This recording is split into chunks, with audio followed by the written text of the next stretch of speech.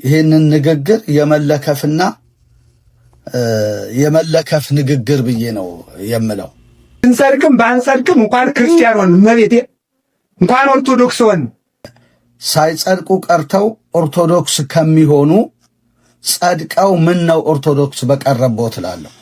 ሰላም ሰላም ወገኖች እንደምን አላችሁ? የእግዚአብሔር ሰላም ጸጋ ይብዛላችሁ፣ ተባረኩ። እስቲ ደግሞ አሁን የአባ ገብረ ኪዳንን ቪዲዮ ሰምተን እንመለስ። አባ ገብረ ኪዳን ብንጸድቅም ባንጸድቅም እንኳን ኦርቶዶክስ ሆንን ብለዋል።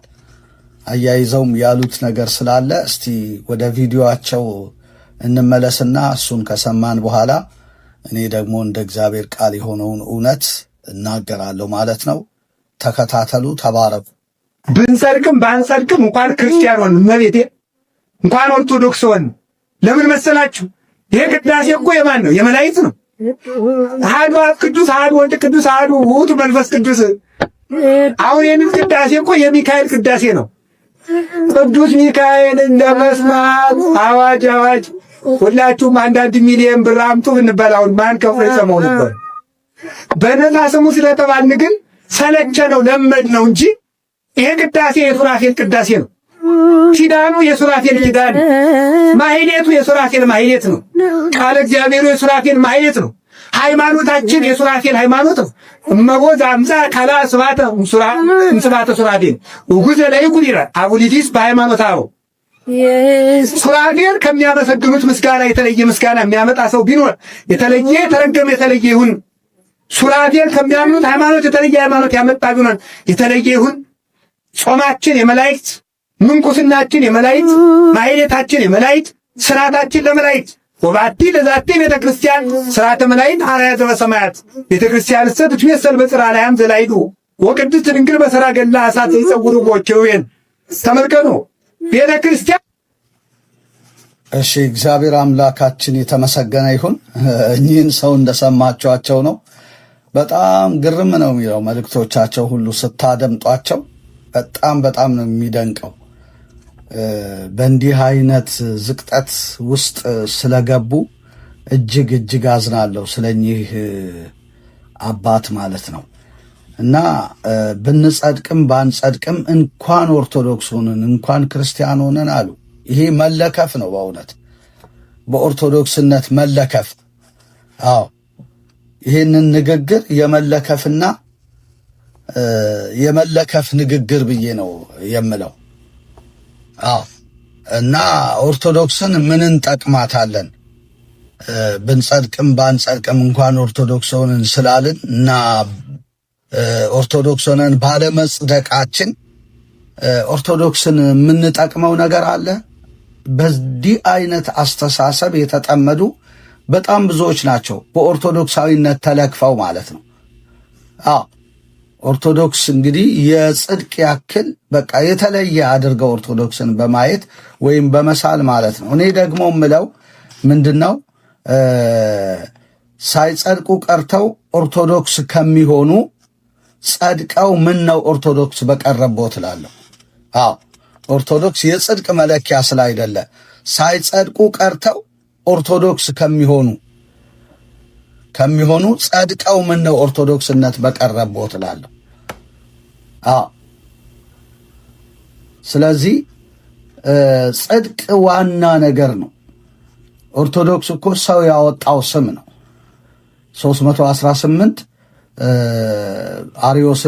ሊቃውንት አርዮስን ከረቱ በኋላ የኛ እምነት ቀጥተኛ ነው ሲሉ ነው ኦርቶዶክስ ያሉት። ቀጥተኛ እምነት ማለት ነው አርዮስን ከረቱ በኋላ። ስለዚህ ይሄ የምድር ስም እንጂ የመጽደቂያ ስም አይደለም። የመጽደቂያ ስማችን ክርስቶስ ነው። ስለዚህ ኦርቶዶክስነት ላይ ከመንጠልጠል ይልቅ በምንድን ነው የጸደቅኩት ማለቱ በጣም መልካም ነው። ኦርቶዶክስም ሆነ ፕሮቴስታንትም ሆነ ካቶሊክም ሆነ እኮ ሰው ያወጣው ስም ነው። ነገር ግን ጽድቅ ከዚህ የተለየ ነው። በጽድቅ እንግዲህ ስለዚህ አባ ገብረ ኪዳን በጽድቅ ጉዳይ እርግጠኛ አይደሉም ማለት ነው። የእርሳቸው እርግጠኛነት ያለው ኦርቶዶክስ በመሆናቸው ላይ ነው። እና ለዚህም ደግሞ ማስረጃ ያቀረቡት ማህሌቱ የመላእክት ቅዳሴው የመላእክት ነው ብለው ነው ማስረጃ ያቀረቡት። ሌሎች ደግሞ ልክ በኦርቶዶክስ ጉዳይ ላይ በጽድቅ ጉዳይ እርግጠኛ ሳይሆኑ በኦርቶዶክስ ጉዳይ ላይ እርግጠኛ የሆኑ ሰዎች ደግሞ ማህተሜን አልበጥስም ትኖራለች ለዘላለም ነው የሚሉት። በቃ እንደገና ደግሞ የቅዱሳን አጽም የቅዱሳን አጥንታቸው አፈራቸው እያሉ አፈር አመድ አጽም ሲሰብኩ ይታያሉ። በተለይ በማህበረ ቅዱሳን ዙሪያና እነሱን በመሰሉ ሰዎች ዙሪያ ማለት ነው። በጽድቅ ጉዳይ እርግጠኛ አይደሉም። በጽድቅ ጉዳይ እርግጠኛ ሳንሆን በኦርቶዶክስነት እርግጠኛ ብንሆን ኦርቶዶክስን ይዘን ወደ ሰማይ አንወጣም እና በመጀመሪያ የትም እንሁን ኦርቶዶክስም እንሁን የትም ካቶሊክም እንሁን በጽድቅ ጉዳይ እርግጠኛ መሆን መቻል አለብን። በኦርቶዶክስነት አንጸድቅም። የምንጸድቀው በኢየሱስ ነው። ለዚህ ነው መጽሐፍ ቅዱሳችን ጸድቃችኋል፣ ተቀድሳችኋል፣ ታጥባችኋል የሚለን አንደኛ ቆሮንቶስ ምዕራፍ 6 ቁጥር 9 እስከ 11 ላይ ቀድሞ አመንዝሮች፣ ሌቦች፣ ቀማኞች ነበራችሁ፣ አሁን ግን በአምላካችሁ መንፈስ ታጥባችኋል፣ ተቀድሳችኋል፣ ጸድቃችኋል ነው የሚለን። በጌታችን በኢየሱስ ክርስቶስ በአምላካችሁ መንፈስ ታጥባችኋል፣ ተቀድሳችኋል፣ ጸድቃችኋል። እንደገና ደግሞ ሁለተኛ ቆሮንቶስ 5:21 ላይ በእርሱ ሆነን የእግዚአብሔር ጽድቅ እንሆን ዘንድ ኃጢአት ያላወቀውን እርሱን ኃጢአት አደረገው። በማን ሆነን? በኢየሱስ ሆነን። እግዚአብሔር በክርስቶስ ኢየሱስ እንድንሆን ይፈልጋል። ማለት ክርስቶስ ኢየሱስን አምነን በኢየሱስ እንድንሆን በክርስቶስ እንድንሆን ይፈልጋል ማለት ነው። ያኔ ነው የምንጸድቀው። በእርሱ ሆነን ነው የእግዚአብሔር ጽድቅ የሆን ነው። ኦርቶዶክስ ስለሆንን አይደለም የእግዚአብሔር ጽድቅ የሆን ነው። ፕሮቴስታንት ስለተባልን አይደለም የእግዚአብሔር ጽድቅ የሆን ነው። ካቶሊክ ስለተባልን አይደለም የእግዚአብሔር ጽድቅ የሆን ነው። በእርሱ ሆነን ነው የእግዚአብሔር ጽድቅ የሆን ነው። በማን? በኢየሱስ። ስለዚህ ለመጽደቅ በኢየሱስ መሆን የግድ ይላል። ኢየሱስ በእኛ ቦታ ሆኖ ኃጢአት ሆኗል። እግዚአብሔር ኃጢአት ነው ያደረገው። የእርሱን ጽድቅ ደግሞ ለእኛ ሰጠን ማለት ተለዋወጥን። የእርሱን ጽድቅ እኛ ወሰድን፣ የእኛን ኃጢአት ደግሞ እርሱ ወሰደና በእርሱ ሆነን የእግዚአብሔር ጽድቅ ሆነን ማለት ነው። ኃጢአትን በሙሉ ኢየሱስ ወስዶ ተቀጣ። ኢሳይያስ 53ን በሙሉ ልትመለከቱ ትችላላችሁ። በደዌ ያደቀው ዘንድ ፈቀደ ነው የሚለው እንደውም መጽሐፍ ቅዱስ። ደዌያችንን ተሸከመ፣ ሕማማችንን ተቀበለ፣ በመገረፉ ቁስል ተፈወሳችሁ፣ የእግዚአብሔር ቁጣ በእርሱ ላይ ነበረ ይላል። ኢሳይያስ 53ን በሙሉ ማንበብ ይቻላል። እና በሙሉ ቅጣቶቻችንን ቁጣችንን በሙሉ ነው ኢየሱስ የወሰደው ማለት ነው መስቀል ላይ። በፋንታ ደግሞ የእርሱን ጽድቅ ለእኛ ሰጠን ማለት ነው። ስለዚህ እግዚአብሔር እኛን ሲያየን በክርስቶስ ውስጥ ነው ሊያየን የሚፈልገው። ለምን? ቅጣቱን በሙሉ ጨርሷል እግዚአብሔር በኢየሱስ ላይ።